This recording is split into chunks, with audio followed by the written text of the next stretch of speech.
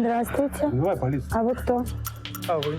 А? А вы? А я представитель СМИ, Первый канал. Ощущение, что ты можешь помочь, оно нас на плаву держит уже 5 лет. Один герой, он практически где-то И сдался. произошла беда. Да. После травмы прошло 11 лет. Меня ударило током очень сильно, снизу вверх. Что самое обидное для нас, для всех, что ей было всего 24, а ее можно было спасти. А мы помним, что это те самые месяцы, в которые вот трагедии развиваются. Несколько наших героев оказались на свободе. Евгений. Вероятность отцовства 99,9. Татьяна Лёзова! Yes.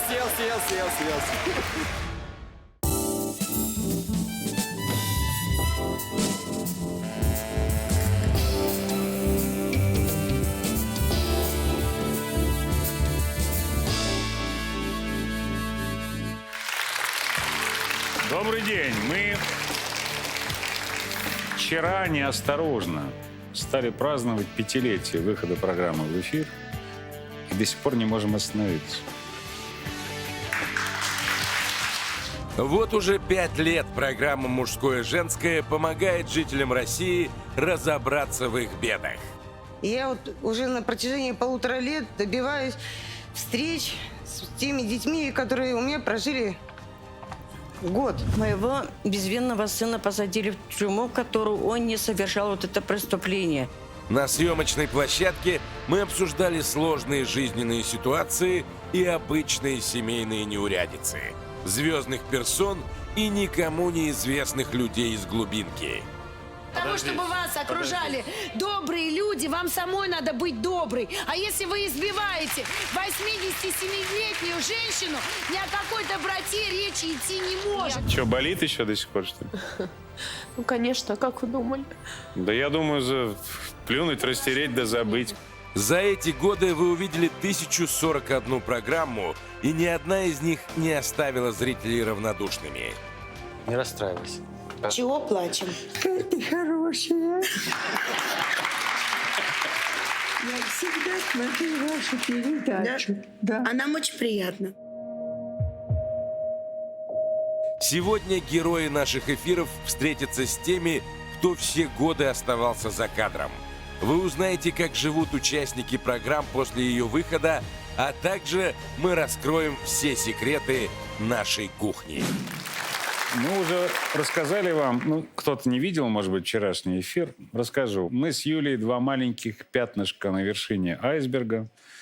Айсберг громадный, колоссальный, но стоит он на шеф-редакторах. Все редакторы разные, но есть один, которого я называю «Иерихонская труба». Может быть, сейчас сами услышите, конечно. Миш, идите к нам.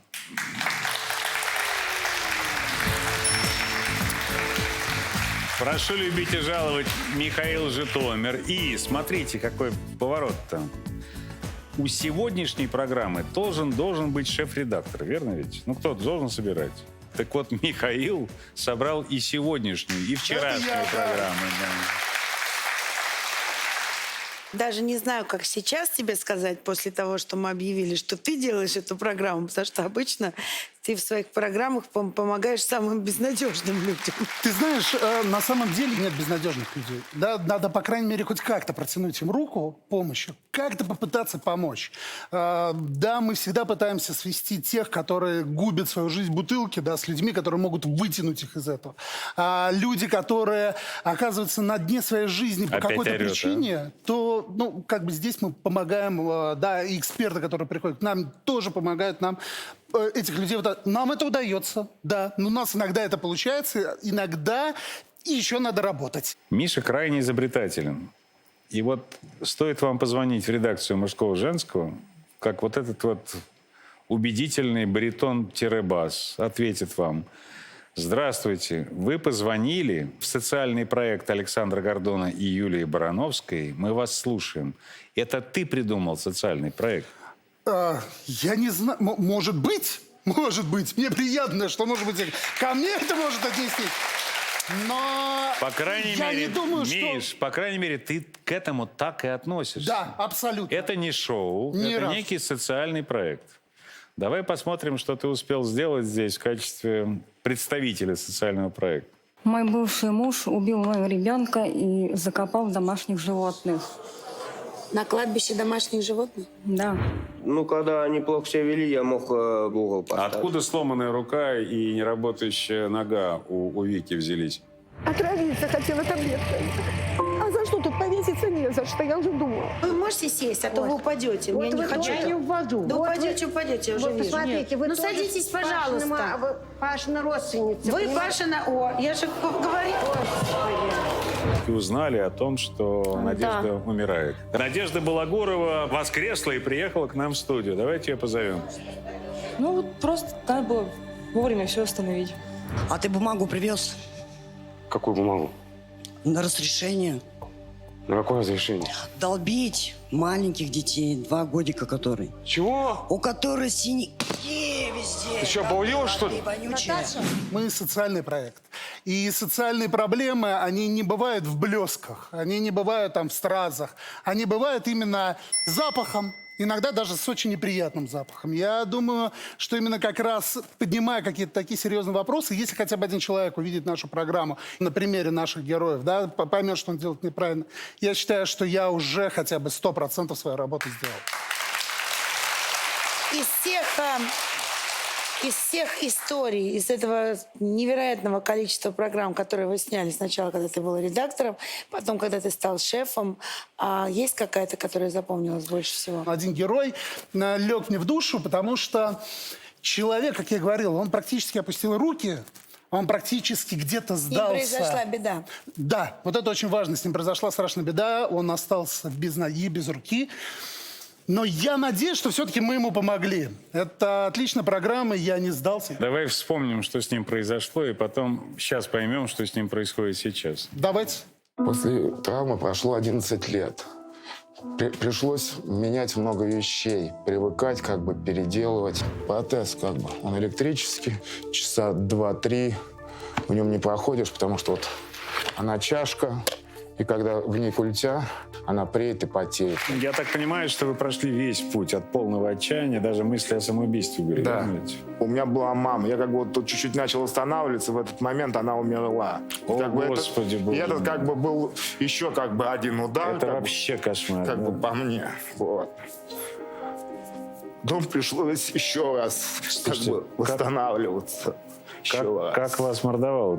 Это прям ой. Ну, Валер, а чего вам не хватает? мне работа. Я хочу приходить работать, получать зарплату, вот приходить домой, чтобы у меня была жена, чтобы был как нормальный человек. А что мешает работать на этим? Да, не берут.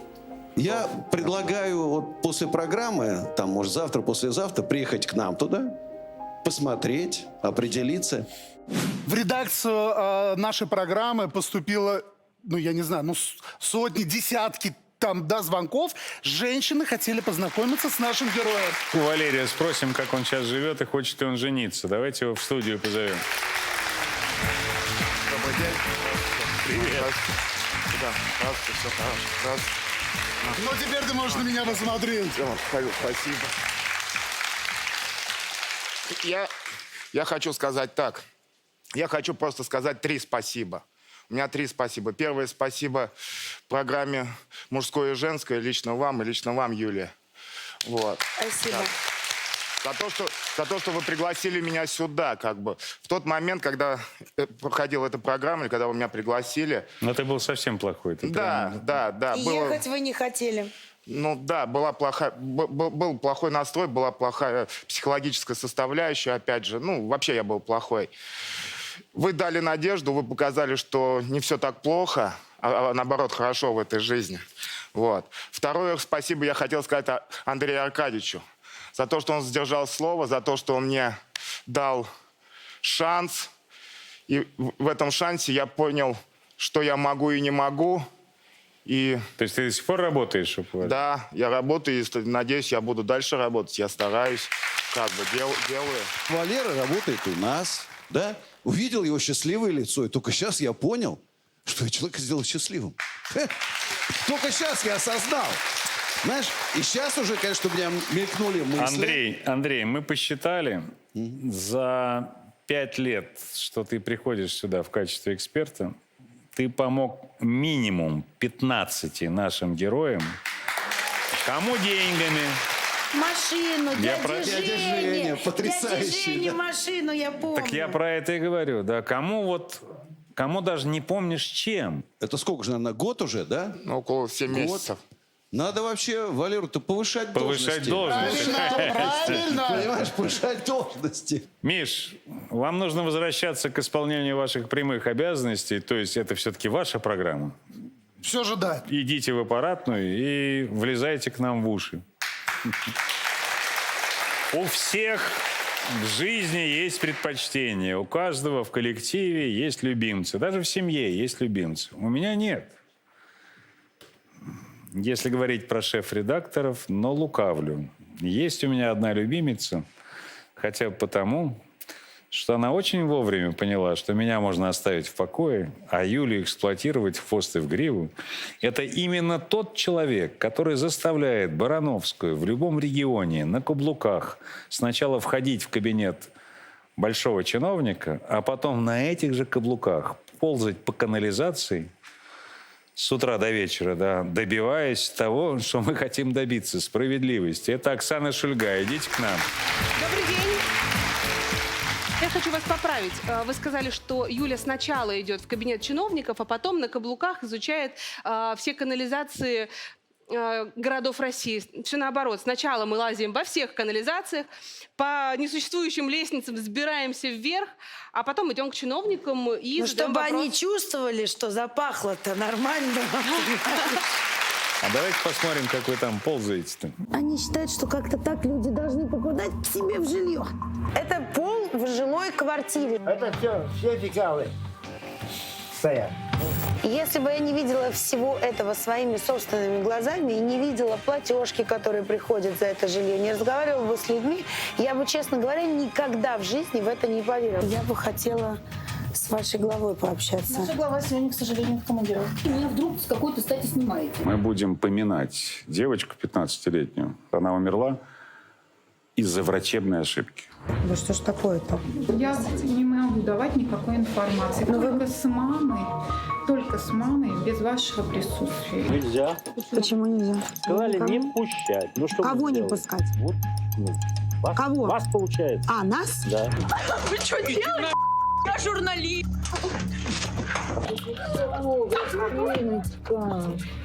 Здравствуйте. Давай полицию. А вы кто? А вы? А? А вы? А я представитель СМИ, Первый канал. В чем Идите в конфликт? администрацию. Букет уголовщины. Не останется это дело без расследования. Для меня самое главное, что у нас в команде есть отношения. Они правда есть. И это отношения не рабочие, а человеческие. Ну, это так. Оксана была тем шеф-редактором, которого, например, наличие ведущей Юли Барановской, на мой взгляд, раздражало больше всего. Мы с ней адски сцеплялись в самом начале. Но прошло время, я, наверное, поднахваталась где-то. Оксана стала мамой за время нашей программы. И, наверное, она чуть помягче стала. Ну, так как поняла, как мама может заботиться о ребенке. И я, наверное, тоже какой-то, наверное, ребенок еще на телевидении. Короче, мы очень сблизились. И наши командировки уже проходили так, как будто бы я была ее самой любимой ведущей на всем телевидении. Что? Да. Что? Потому что она невероятно заботится в командировках. Мне иногда становится даже, ну, как-то неловко. Она, правда, всегда переживает. И прогноз погоды мне ночью пришлет. И, пожалуйста, оденься теплее. И это с собой возьми. И запасную обувь. И это прям все. И чипсов в дорогу купит. Оксан, в нашей жизни, кроме радостей, конечно, которые совершаются там раз в 5 лет, бывают и горести. И я точно знаю совершенно, что у каждого шеф-редактора на этой программе есть потери. И у вас тоже. Поэтому, когда мы спросили, какую программу вы считаете вот самой для себя памятной, вы назвали эту. Расскажите про нее, пожалуйста. В Краснодарском крае жила девушка Настя. Ей было всего 24, и у нее была дочь Полина. Масенькая совсем. Да, маленькая, 2,5. У девочки обнаружили рак, а чуть позже у ее мамы обнаружили рак. Девчонку, маленькую Полинку, спасли. Это было непросто, им приходилось преодолевать равнодушие, но чудо произошло, и болезнь отступила. А у Насти болезнь прогрессировала, и что самое обидное для нас, для всех, что ей было всего 24, а ее можно было спасти.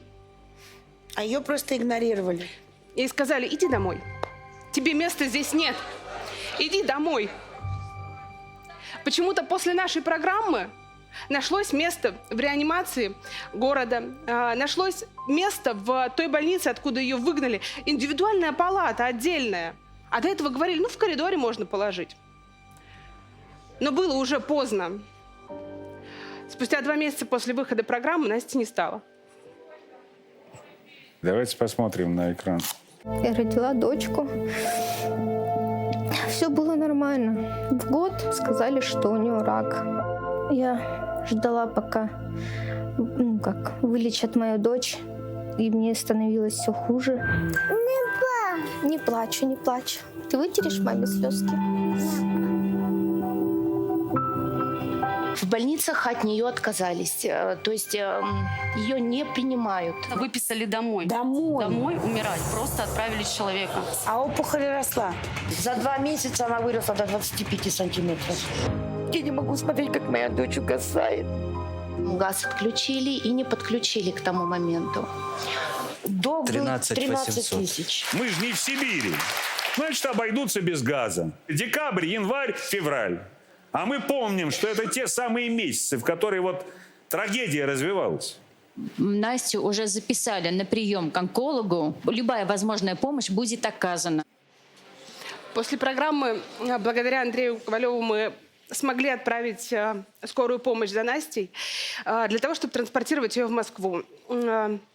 Ее подготовили как смогли.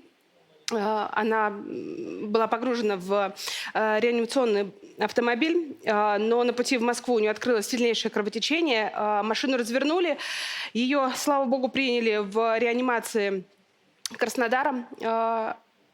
Там она находилась очень долгое время. После этого она была уже переведена в районную больницу, в отдельную палату, где находилась до последних дней.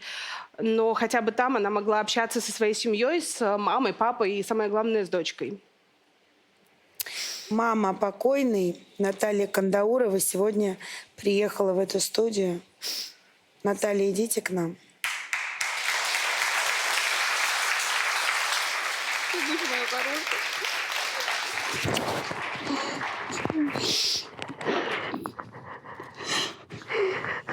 Спасибо, конечно, вам за все. Здравствуйте. Конечно, спасибо, Юлечка, вам. Спасибо, Александр, вам. Конечно, ваша программа очень повлияла на нашу жизнь, она поменяла ее круто. От нас отстали чиновники, от нас отстала опека, от нас отстали все. Спасибо, конечно, что да, Настя последние свои дни доживала в прекрасных условиях. Ей палату отдельную выделили, ей препараты нашлись, все препараты нашлись, которые не могли найти тогда, а после вашей передачи все препараты нашлись. И кровь почему-то сразу появилась на переливании, ей могли кровь капать, и питание, потому что она уже не кушала сама, она вообще не могла питаться, у нее рвота сильная была. В общем, в хороших условиях. Последние дни, да, на хороших условиях. Лежала в палате, но не спасли, не смогли. Сноченька, это что? Полина сейчас в стадии ремиссии, затишье, но сказали, что в любой момент может метастазы выйти. Потому что у нее тоже... Она проходит регулярное обследование? Да, регулярно. Потому что у нее что? Но у нее 3-я стадия тоже, саркома 3-й стадии была. И врачи удивляются, как это еще метастазы еще не вышли. Скажите, а она живет с вами? Да. Это уже официально оформленные документы? Ну, почему-то нам каждый месяц делают временно. Почему? Ну, то документ потеряют один, то другой документ потеряют. Вот перед тем, как мне сюда лететь, мы сдали опять полностью пакет. Программа выйдет, найдут. Ну да. Найдут. Мы им позвоним, потому что после того, Я как даже не Настя... сомневаюсь. ни на Подожди секунду, что? После того, как Насти не стало, к Наташе пришли органы опеки, сказали, что у На вас здесь следующий день ремонтик после плохой. похорон. Может быть, вам это привести в порядок дом, а то ребенка-то мы заберем. Скажите, а пенсия... Это, подожди, напомни, пожалуйста, это органы опеки какого? Краснодарский край. Краснодарский край. Я думаю, скоро мы к ним поедем в гости. В гости. Так нет, даже ехать не придется. Вы поняли же это, правда? Ремонт сами сделают, придут. С краской и покрасят. Ой, да я сделала его, Господи, ради Бога. Если бы не было выхода положительного из всех этих историй, хотя бы какого-то, мы бы не стали это делать, поверьте. Я достаточно старый человек, мне уже, не до того.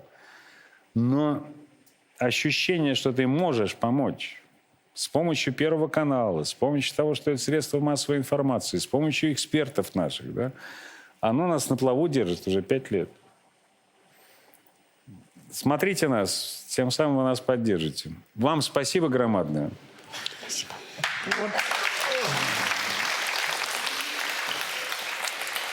Все наши шеф-редакторы уникальны, но Александр Телесов абсолютно уникален. Потому что он может найти общий язык с губастыми девочками, которые сидят здесь. И я напомню, что это самые любимые программы. Их 11 понятно, уже да, было. понятно. Он может привести в студию того, кто никто не может привести, но при этом он еще может с помощью наших экспертов вытащить из тюрьмы, где уже сидят люди по приговору, да, определенное количество людей. Александр Телесов в нашей студии.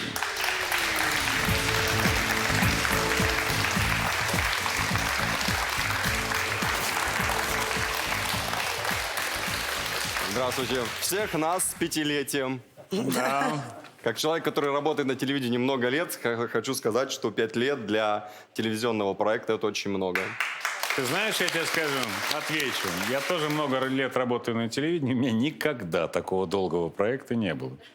Радио было, телевизионного нет. Я надеюсь, это только начало. Саш, ты то женщин к нам привозишь, которые живут райской жизнью за миллионы, то людей из мест не столь отдаленных вытаскиваешь. Как ты совмещаешь два этих совершенно разных направления? Я хочу сказать, что прежде чем собрать программу, где человек оказался за решеткой, проделывается моими редакторами огромная работа.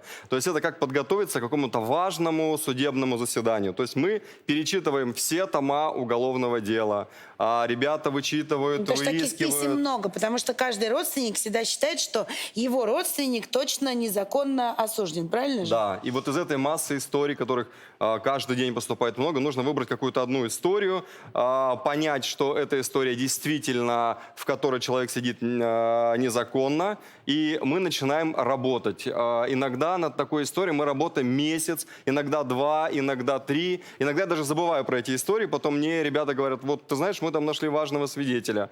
И мы начинаем уговаривать этих свидетелей. И, в общем, в итоге хочу сказать, что, наверное, 5, может быть, человек уже, собственно говоря, на свободе. Это огромное достижение, и, конечно, мне бы хотелось, как шеф-редактору, чтобы таких программ вообще не было, потому что, это всегда тяжело. Но раз они есть, значит, мы будем работать и будем бороться, в том числе с нашим дорогим Евгением Арсентьевичем, который сидит и делает вид, что ничего не происходит. Благодаря этому человеку, в том числе, несколько наших героев оказались на свободе.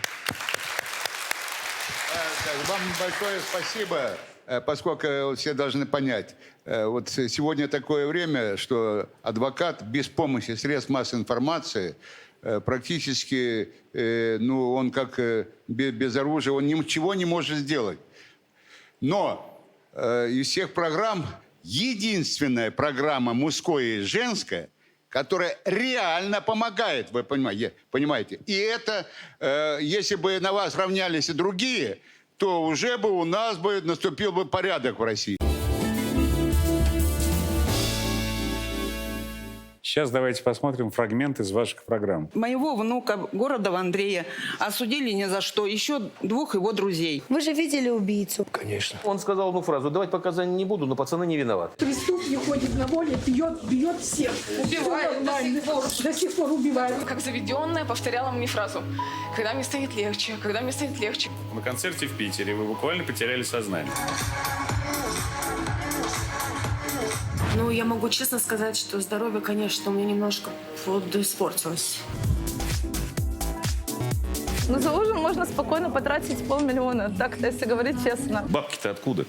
У меня друзья мои. Они вам дают деньги? Они могут спокойно платить отдых, конечно. Я трачу на шопинг около 2-3 миллионов, если одеться на сезон. Костюмы буквально вчера в ЦУМе купила за 70 000. Вам не стыдно в такой дешевке на Первый канал приходить? Она вам дала какой-то амулет. Там такой мужской пепел с орган, яйцами, да. и в нем пепел. Нет, денег. орган мужской – это не яйца, Но. это мозг. Это у вас мозг, а у некоторых это яйца. У красивых девушек должны быть богатые мужчины. Гордон каждый раз в этой студии каждую из этих женщин просто под каток пускает, по асфальту размазывает.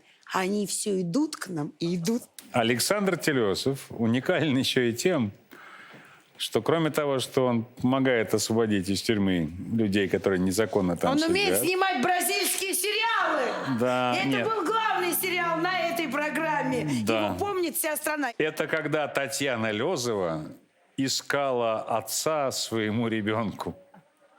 Давайте посмотрим фрагменты из сериала «Отцы и Даша». Да. Сценарий к бразильским сериалам пишут сценаристы. А вот к нашей передаче сценарий пишет сама жизнь. Чего мужиков-то позоришь? Максим, ну было же? Нет, не было. Было. Не, ну было же один раз. Я пришел к тебе вообще случайно, выпили. У меня с тобой ничего не было, я знаю. А на селе что говорят? Кто это? Вероятность отцовства 99,9.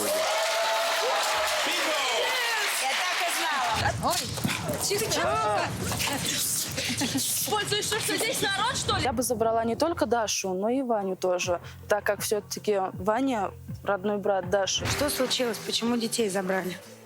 Потому что выпивала. Детей хочу вернуть. Желание твое личное есть? Конечно, есть. Подумала, думаю, а что мне этот месяц даст? Уж лучше сразу, на полгода. У меня сейчас поменялся взгляд на жизнь. Я сейчас трезвая, не курю, не пью. Динара, прости меня, конечно, но я тебе детей не отдам. Я буду делать все, что угодно.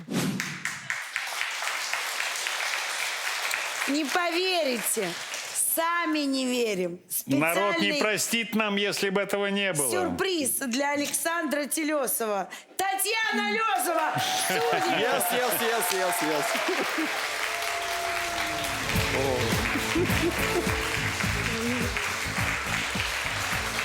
Моя любимая героиня. Слушай, ты блондинка. Таня, ты что, блондинка? Да. Как твои дела? У меня сейчас все хорошо. Детей вернули? Нет, у меня дочь с отцом живет. Дашенька Они живет с удочерили. отцом. Даша, да, Ваня. А у Ваня? меня в другой семье, то есть я не знаю о нем ничего вообще. А у тебя лишили на Ваню прав?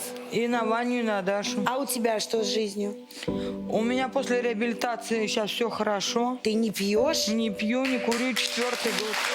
4-й год? Да. Ты серьезно? Да, конечно. Так, а с личной жизнью что? У меня 3 маленьких детей. Это уже после программы? Да, после программы я познакомилась с парнем. Родила 3 детей. Хороший парень? Хороший. Пьет? Нет. Нет? Нет. Это у тебя прям погодки. Это он. Ну, да, можно сказать так, погодки. Скажи мне, а он знал вот про программу, смотрел тебя? Да, конечно. Да? Да. И как это все вспоминал? Ну, ты ж прогремела на всю страну, реально. Ну и что? Да как звезду и взял. бывает. Шо ж. Фантастика просто. А дети от него точно? Да, все 3. Уверена? Конечно. Давай проверим. Ради бога. Будет Еще 8 еще серий. 12 серий будет, да. нет? Все от него, все 3. Скажи мне, пожалуйста, вот Саня помог? Конечно. Вот и спасибо вашей программе, то, что вот на реабилитацию меня тогда отправили.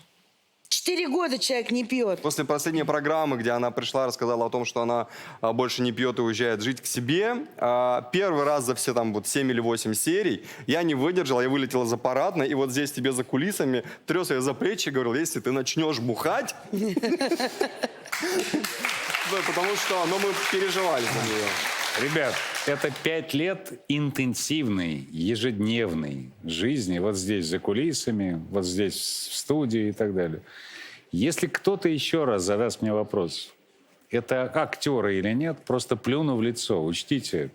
Александр, я вот подтверждаю, хожу, езжу, даже в Америке. Меня остановили в магазине, в супермаркете и спросили, вот мы смотрим передачу с участием Гордона, а это все по-настоящему, а там нет актеров, а это все вот истории настоящие. Я говорю, нет актеров, это люди настоящие из сел, из городов, из деревень. И это не сценарий.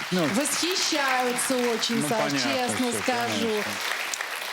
Оксана Шульга, которая была здесь, никак не смогла уговорить своего супруга и правильно сделала, видимо, да, выйти сюда к нам и похвастаться тем, что они на программе женились и на программе завели ребенка. Но Степан Корсаков и Ева, да, они пришли сюда.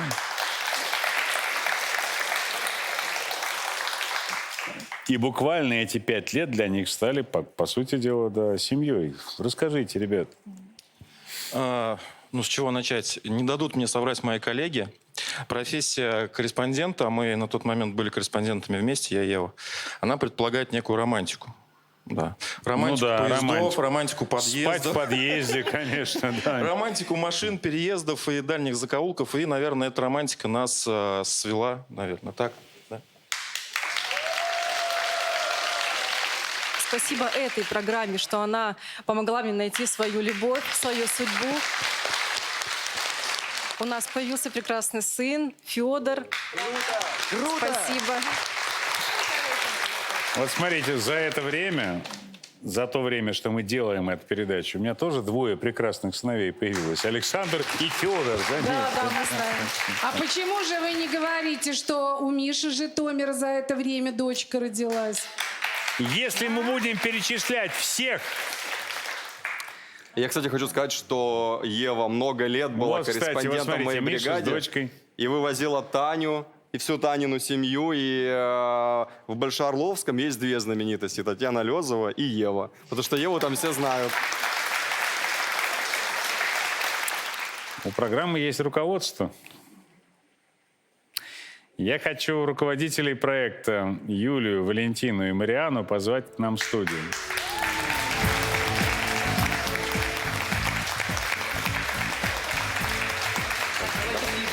Давай, а давай мы с тобой туда пойдем перетянем.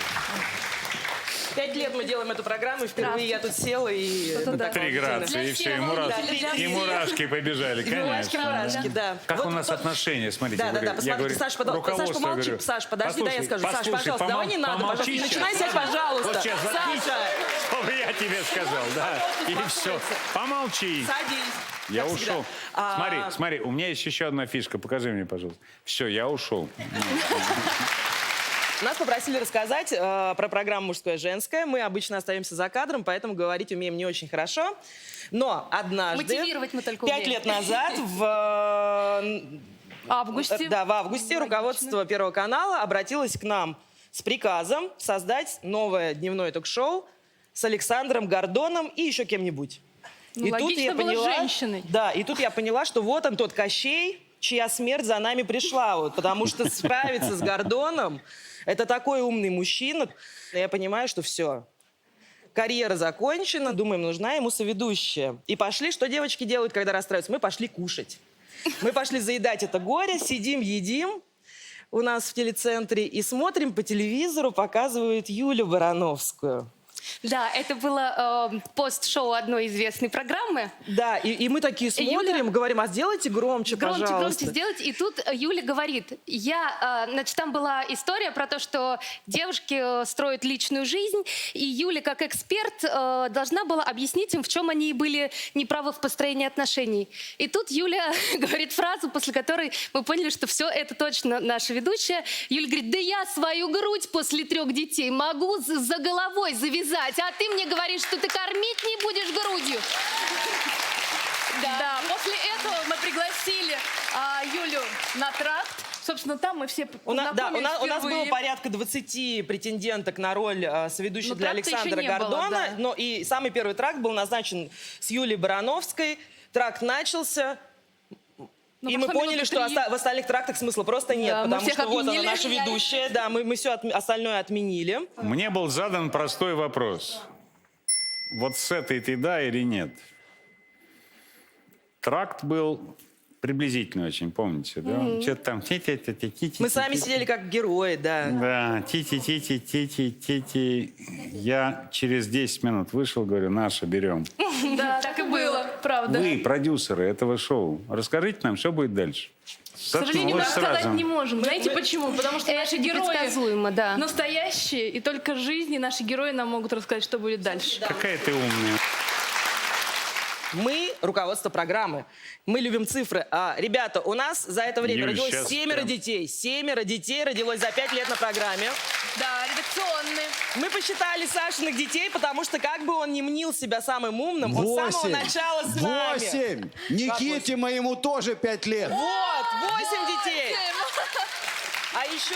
И 9 пар. А еще 9 пар. Ребят, мы так Мужское, много времени женское проводим на всё-таки. работе. Мы сами этот корабль назвали «Мужское-женское». У нас 9 пар сложилось Как на проекте. назовешь, так и поплывешь. Уважаемое руководство, не 8, а 9. У меня тоже родилась девочка. Поздравляем вас. Только внучка. Давайте посмотрим на старого Гордона и очень молодую Барановскую, потому что это было первое интервью после того, как программа начала выходить в эфир. Когда да, и... я отколола зуб перед этим. И на добром, давай, потом расскажешь, давай посмотрим. Здравствуйте, дорогие друзья. Мужское, женское. В общем, все логично.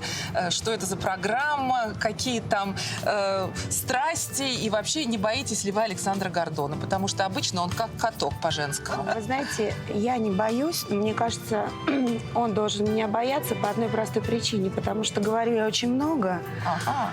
Мне кажется, он не очень любит, когда женщина разговаривает, и тем более высказывает свое мнение. Это правда? Это абсолютная правда, тем более, что я не понимаю, что такое женское мнение. Все женщины трещотки. Я женщин-то не бью, но какая Юля женщина? Она же партнер.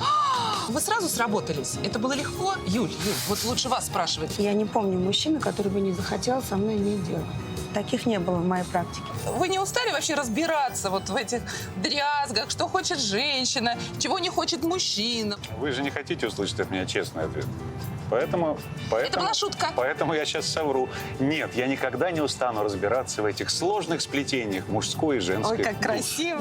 Ты поднаторела с тех пор, а я сдал. Давай честно. Давай посмотрим нарезку из того, что у нас с тобой было. Ну, у нас у За эти всех. 5 лет. У нас всех было, да. А Веселого. потом я вам открою секрет. Вот это даже тоже не вершина айсберга.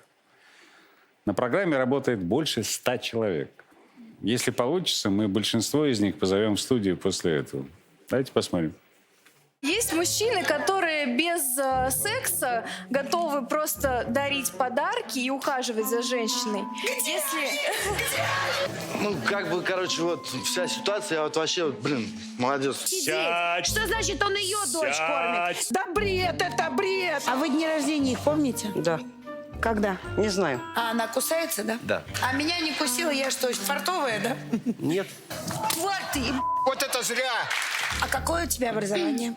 Образование, оно к чему вообще имеет дело? Но вы с ними спите или нет? К чему это имеет отношение? Вообще не пьете? Вообще нет. Свет, В рот не берете? В каком смысле? Она лжет! Ты спятил, что ли? А это я ему рога отбила, которые наставила.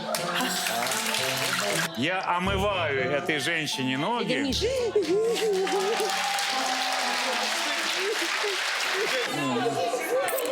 Ребят, редакторы, режиссеры, гримеры, это все в студию, пожалуйста.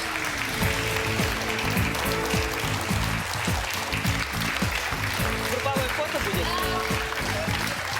Давайте фотографироваться.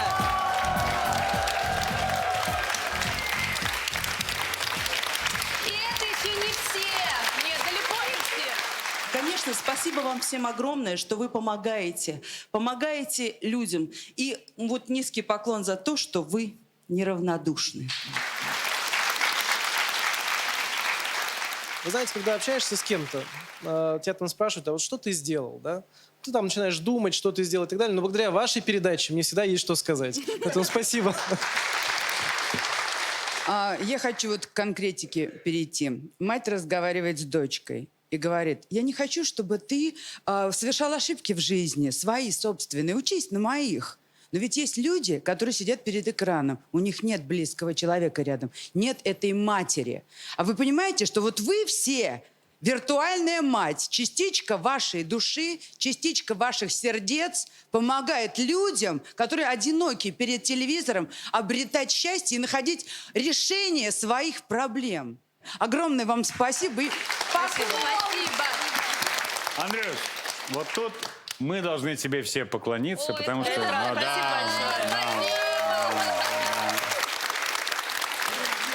От всей души с 5-летием, на самом деле это очень круто. Вот с огромным удовольствием всем посмотрел в глаза. Потрясающий коллектив. Я просто, вот хоть каждый день приглашайте, все, что вы скажете. Для меня это была очень важная программа. Вот вы поклонились, а я вот прям на коленках говорю.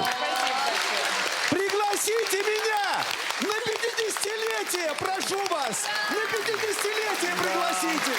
Давай споем песню, которую всегда народ поет. Вместе. Смотри, давай. Какую песню? Самый разгар августовской, сентябрьской теперь уже жары. Давай споем. Ой, мороз, мороз, не морозь меня, не морозь меня, моего коня. Спасибо вам!